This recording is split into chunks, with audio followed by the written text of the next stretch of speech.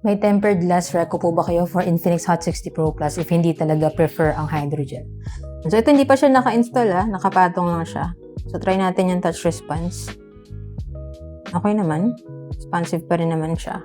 Okay, so personally, hindi talaga ako gumagamit ng mga tempered glass dito sa mga curved screen na phones kasi ang experience ko before is kapag tempered glass yung ginagamit ko, if lalagyan ko siya ng case, then umaangat siya sa gilid. Ayan. Kaya mas prefer ko talaga hydrogel. However, kasi may nagpadala sa atin ng tempered glass for Infinix Hot 60 Pro Plus, no? And to be honest with you, hindi ko pa siya na-try and hindi ko pa rin siya na-open. So, ngayon ko pa lang din siya i-open, no? Pakita ko na lang sa inyo yung itsura niya. And kung talagang prefer niyo yung tempered glass compared sa sa mga hydrogel. Sige, check natin to sabay-sabay. Disclaimer lang, no? Hindi ko pa siya na-try. Pero ganito yung itsura niya nang dumating. And kasi 3 pieces yung in-order ko. And may kasama na siyang dust absorber as well as yung wet wipes. And then ganito yung itsura niya. So, parang meron siyang cutout dun sa front camera. And then ganyan yung itsura niya pag tinry mo siyang i-fit. Yung ganyan sa gilid niya.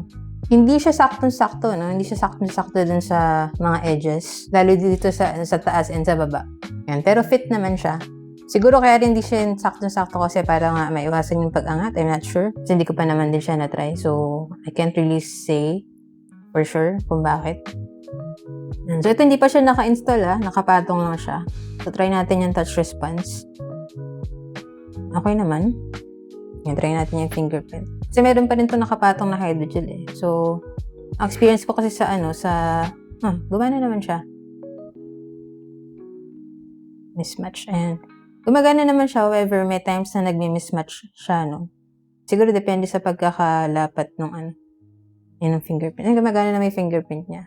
Pero kung gusto niyo talaga ng tempered glass, no, check niyo na lang dyan sa Yellow Basket and check niyo na rin yung mga reviews niya and comments na ibang bumili para may idea kayo. Yun lang. Sana nakatulong tong video and if you have any other questions, let me know in the comments and follow for more tech content.